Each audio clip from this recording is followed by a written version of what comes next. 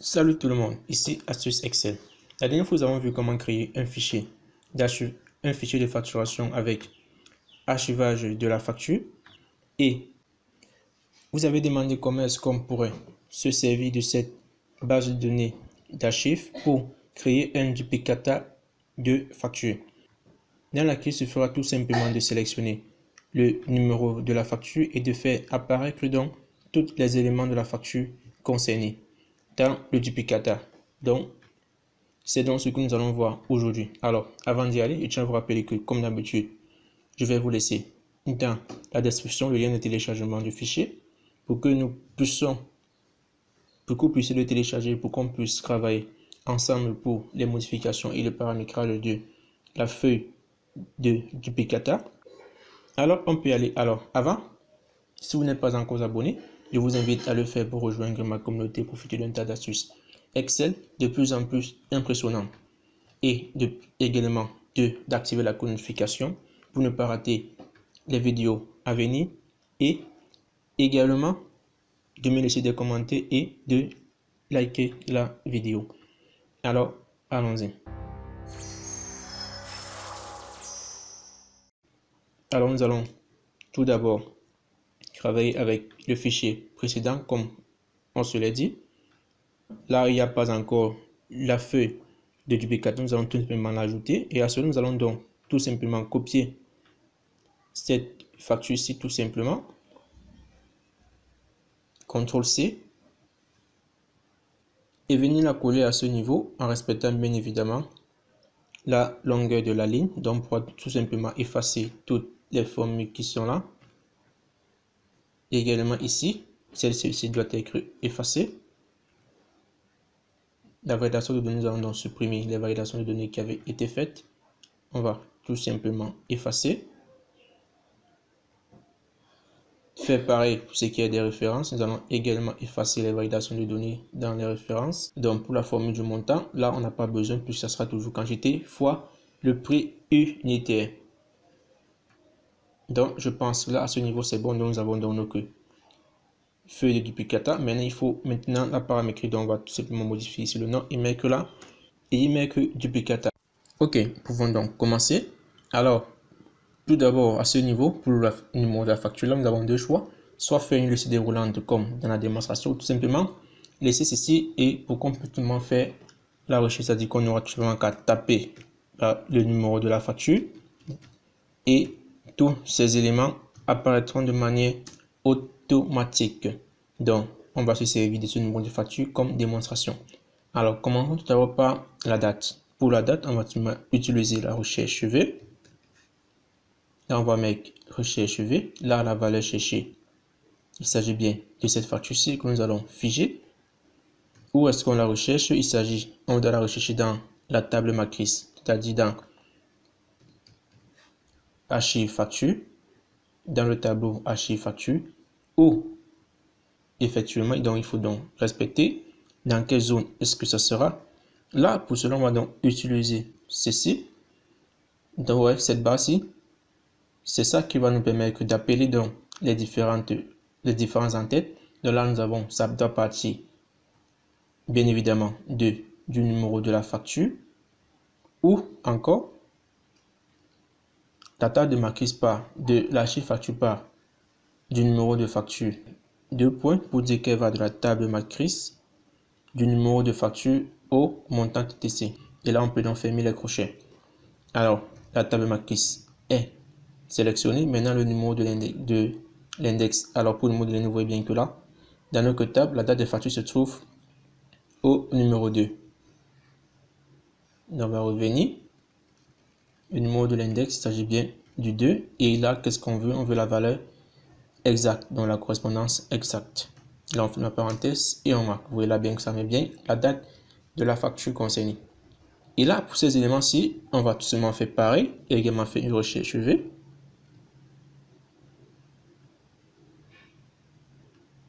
Là, la valeur recherchée, c'est bien celle-ci que nous allons figer. Où est-ce qu'on la recherche? C'est pareil. Dans archive, facture. Le client se trouve bien à la 3e position. Et on veut bien évidemment la correspondance exacte. Et là, on ferme la parenthèse Maintenant, pour ce qui est maintenant des articles, là, c'est un tout autre problème. Nous ne pouvons pas donc appliquer une simple recherche V pour cela, puisque nous avons plusieurs résultats. Donc, nous allons donc utiliser plusieurs combinaisons de fonctions. Et nous l'avons déjà fait auparavant dans une autre vidéo. Là, on faisait une recherche qui permet de renvoyer les résultats, les détails des résultats. Il s'agit en question de ce fichier-ci. Oui, ça, il fallait tout simplement taper le nom Aliba, par exemple. Et là, ça nous soulignait les résultats et ça renvoyait directement les détails. Or, ce qui nous intéresse, ce sont le renvoi de ces détails-là. Alors, nous allons tout simplement, ne vous en faites pas, je vais laisser le lien de téléchargement de ce fichier dans la description, également le lien de la vidéo et vous pourriez la télécharger. Alors, c'est cette combinaison-ci que nous allons donc utiliser. Alors, pour info, l'index nous permettait tout simplement de renvoyer une valeur ou la référence de la cellule à l'intersection d'une ligne et d'une colonne particulière. Et pour trouver la ligne et la colonne particulière, il fallait donc associer à la fonction index, à la fonction index, la fonction aggregate. Alors, je vous invite donc à regarder cette vidéo-ci pour pouvoir mieux comprendre comment est-ce qu'on l'avait utilisé et la comprendre en détail. Alors, pour ne pas tarder la vidéo, nous allons aller directement à la pratique sans pas trop tarder sur les explications de cette combinaison-ci. Donc, nous allons tout simplement la coller cette fonction ici et l'associer à notre fichier de facturation. Alors, là, ici, c'est-à-dire quoi? Si là, il s'agit de la zone de recherche et il s'agit effectivement de notre facture. Donc, si notre zone de facture est vide, donc si on va modifier simplement ceci. Donc, si notre zone, notre numéro de facture, c'est-à-dire ça ici, on va la figer. Si elle est vide, alors on renvoie le vide. Alors, si alors elle n'est pas vide, donc si erreur, c'est pour éviter que ça nous affiche les messages d'erreur. Alors, si erreur, maintenant, on va maintenant utiliser notre fonction index. Alors, l'index maintenant fonctionne comment? Là, il faut choisir donc la table matrice. Là, je vais vous l'indiquer ici à ce niveau-ci. Donc là, il faut maintenant sélectionner ici la table matrice. La table matrice ici, c'est quoi? C'est notre tableau archive. C'est notre tableau archive. On a juste qu'à mettre là archive.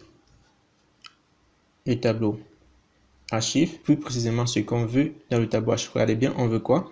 La référence. Donc là, on va tout simplement mettre là. On va ouvrir les crochets et mettre la référence. Puisque là, ce que nous voulons dans cette colonne-ci, c'est la référence. Là, on va fermer les crochets. Maintenant, on passe maintenant au numéro de ligne. Alors, le numéro de ligne, maintenant, il faut donc les calculer. Donc là, c'est pour empêcher que la répétition, donc pour que ça s'arrête net au nombre que nous voulons, le nombre d'éléments que nous voulons rechercher. Alors, je vous invite, c'est la raison pour laquelle je vous invite donc à regarder la vidéo sur la recherche et le renvoi des détails et de la synthèse pour mieux comprendre pourquoi nous avons associé toutes ces opérations-ci. Parce que la vidéo, l'explication est assez longue et si nous la refaisons ici, ça va rendre encore la vidéo plus longue. Le numéro de la fonction là, il s'agit bien évidemment de la fonction 15. Là, si on sélectionne, vous allez voir, le numéro 15, il s'agit de les petites valeurs. Donc, on va commencer par la petite valeur. Et ici, il s'agit de l'option. Pour ce qui est de l'option, là, nous avons choisi 3. Donc, c'est-à-dire ignorer les lignes masquées et les valeurs d'erreur. Maintenant, pour maintenant la matrice, là, il s'agit donc de ce que nous, où est-ce que nous allons rechercher en fonction de quoi. Donc, ça fonctionne un peu comme la recherche V, mais en inverse. Ce que nous voulons que ça nous renvoie, on veut que ça nous renvoie la référence. Or, la référence va être renvoyée en fonction de quoi? En fonction du numéro de facture. Et c'est donc ce que nous allons donc mettre à ce niveau-ci. Donc, en fonction du numéro de facture qui doit être égal à ça. Donc, elle va rechercher donc dans la table matrice archive, dans notre tableau archive, qu'est-ce qu'elle va rechercher dans notre tableau archive? Elle va rechercher les numéros de facture. Et si le numéro de facture, ici dans cette colonne des numéros de facture là, si ce qu'elle recherche est égal à ce numéro de facture-ci que nous voulons, on va la bloquer avec F4. Là, on va recopier ceci et la mettre là. Tout simplement copier ceci. Là, c'est pour ne pas avoir plein d'erreurs. C'est pour que ça nous renvoie exactement ce que nous voulons. Sur ça, fois le numéro de ligne. Donc, chaque fois que ça va retrouver ce numéro de facture dans notre matrice, là, ça va nous renvoyer la référence concernée. Maintenant, pour ce qui est à ce niveau, nous allons tout simplement mettre ici la table matrice qui est bien. Pareil, la table matrice, il s'agit bien de l'archive, facture, et ce que nous voulons bien, c'est l'élément de la facture. Le numéro de facture, bien évidemment, et on ferme les crochets. Ici, pour la ligne, alors il ne reste plus que la ligne. Alors, pour vous expliquer ça, allons-y, je vais faire directement un bref résumé de ça. Alors, ce qu'on veut, c'est quoi? C'est rechercher, c'est renvoyer la référence. Or, la référence sera dans la fonction de quoi? Du numéro de facture. Donc, ça va rechercher bien dans la case des numéros de facture. Or, qu'est-ce que ça veut rechercher? Ça veut bien rechercher notre numéro en question, qui est le numéro en question, qui est quoi? Qui est ce numéro de facture-ci. Alors, nous voulons donc rechercher cela dans cette celui-ci. Maintenant, il faut donc dire où est-ce que ça va commencer. Puisque ça doit faire vous voyez bien, ça fait une soustraction. Or, ça va faire cette ligne, il faut ça prendre la plus petite valeur.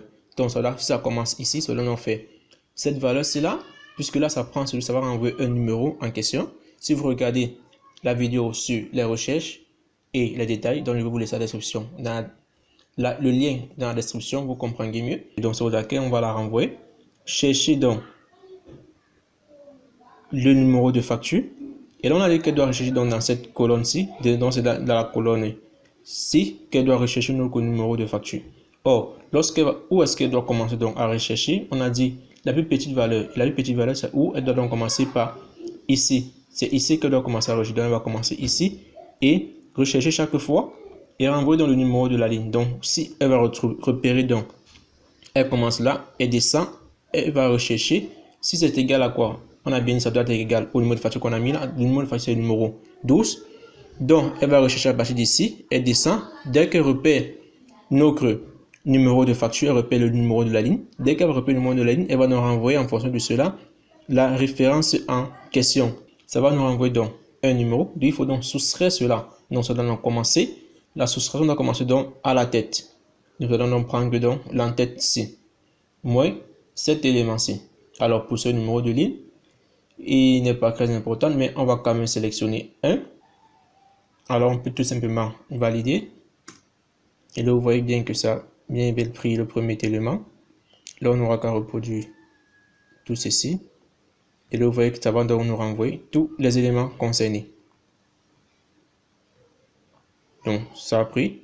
Celui-ci, c'est bien la facture 0012. La facture 0012, vous voyez bien que ça commence par la référence numéro 1. Donc, ça a bien pris le numéro 1. Ça renvoie le numéro 1. Puis, le 2, le 5. Alors, ainsi de suite. Là. Maintenant, une fois que c'est fait, on en passer donc au suivant, qui est donc la description. Nous allons tout simplement copier ceci. Que nous allons coller à ce niveau. Et là, à présent, on va donc changer ici. Nous ne voulons plus la référence, mais plutôt la description. Et là, on entre. Et là, vous voyez bien, ça met bien la description concernée. Et là, on peut donc reproduire. Pareil pour la quantité. On va tout simplement coller et remplacer cet élément par la quantité.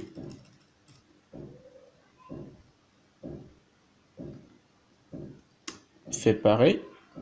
Reproduire. Reproduire cela dans la zone concernée. Fait pareil pour le prix unitaire. Modifier juste la, on ne veut plus la référence, mais plutôt le prix unitaire. Et là, entrée. Et là, on reproduit. Et là, voilà, notre cellule, ou bien notre feuille du Picata est paramétrée. Donc, on aura tout simplement qu'à rechercher le numéro de facture en question. Et entrer. Et là, ça fera donc ça nous renverra dans le duplicata de la facture concernée.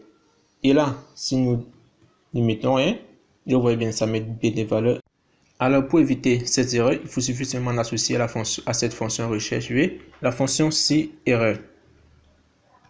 Donc, elle permettra d'annuler cela. Donc, point virgule. Donc, si ça mentionne une erreur, alors laissez le vide. On répétera la même chose pour celle-ci. Alors, après, il suffira simplement de sélectionner, de saisir le numéro de facture que nous voulons rechercher. Et là, le duplicata de cette facture apparaîtra de manière automatique. Alors, si la vidéo vous a plu, n'hésitez pas à donner un petit pouce bleu pour les encouragements, de vous abonner si ce n'est pas encore fait pour rejoindre ma communauté et profiter d'un tas d'astuces Excel de plus en plus formidables. Alors, je vous ai également laissé un petit cadeau dans la description et également le lien de téléchargement du fichier final. Alors, si vous avez des préoccupations, n'hésitez pas à le dire en commentaire, j'y répondrai avec ravi. Alors, on se dit à la prochaine pour une nouvelle astuce.